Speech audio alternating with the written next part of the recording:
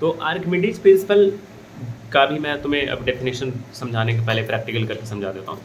तो Archimedes principal bioenergy से related, यानी बायोएनर्जी से रिलेटेड ही चीज़ें बताया था। बायोएनर्जी से रिलेटेड मतलब बायोएंट फोर्स। जैसे ये बॉडी है, या बायोएंट फोर्स बोलते हैं इसको, अपथ्रस्ट बोलते हैं। जैसे ये बॉडी है, अगर मैं इसको पानी में डिप करूँ तो ये सिंक कर रहा है, मतलब सिंक नहीं कर रहा है, फ्लोट कर रहा है। तो फ्लोट कर रहा है तो इसके पीछे क्या लॉजिक है, कैसे कौन सा प्रिंसिपल एक्ट करेगा, क्या करेगा। देखो, तो जैसे मेरे पास एक दूसरा ऑब्स्टेकल है, ये एल्यूमिनियम का फाइल वाला बना हुआ था। अगर मैं इसमें देखो, अभी मैं इसको डीप करूँगा, ऐसे बिल्कुल ऊपर नहीं तैरेगा, कुछ ना कुछ पानी में ये डीप हो जाएगा। पानी में क्या हो जाएगा, थोड़ा अंदर चला जाएगा। जैसे मैं ये वाटर का सरफेस मैंने डाला, देखो ये थोड़ा डीप हो गया। अगर मैं लेयर की चेक करूँ तो यहाँ पर जो मुड़ा हुआ पार्ट है, मैं जूम करके वापस से कर दिखाता हूँ।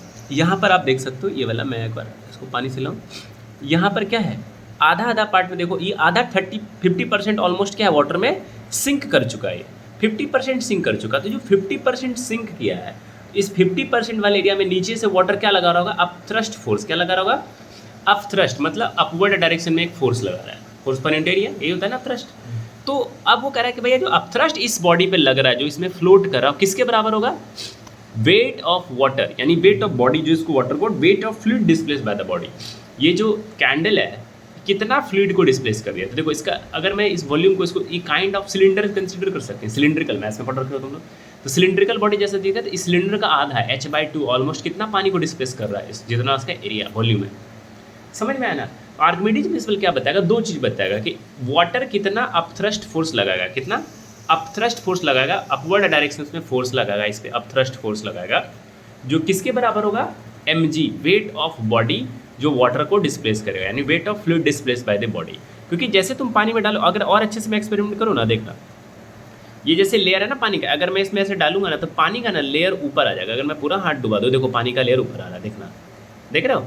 अभी देखो और दिखाता हूँ, ये मैंने पूरा हाथ डाल दिया, देखो पूरा हाथ डाल दिया, तो अब मेरा हाथ फ्लोट नहीं कर रहा। मैं तुम्हें समझा रहा हूँ कि वेट ऑफ जो वाटर फ्लूइड कैसे डिस्प्लेस होता है, ये उतना वॉल्यूम ले रहा है मेरा हाथ। अभी देखना, मैं इसको पानी से बाहर निकालूंगा हाथ, देखना वाटर का लेवल नीचे चला जाएगा, चला गया। फिर से चेक करो, देखो ऊपर आ गया ना।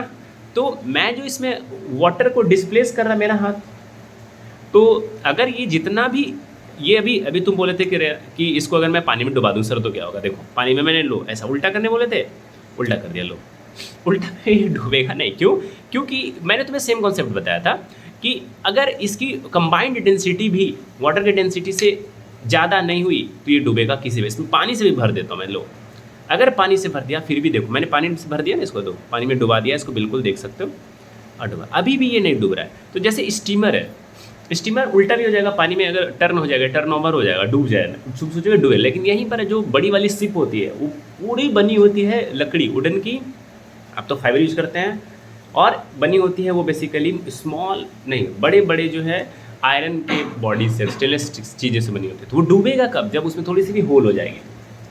एक बार उसमें होल होगी, अगर पानी तुम नहीं निकाल पाए तो पूरा डूब जाएगा। लेकिन जो स्टीमर वाली प्लास्टिक वाली चीज़ है, उसकी कंबाइंड डेंसिटी ऐसी, इसमें पानी में डुबा भी दो इसको तो फिर भी ये बाहर आ जाएगी।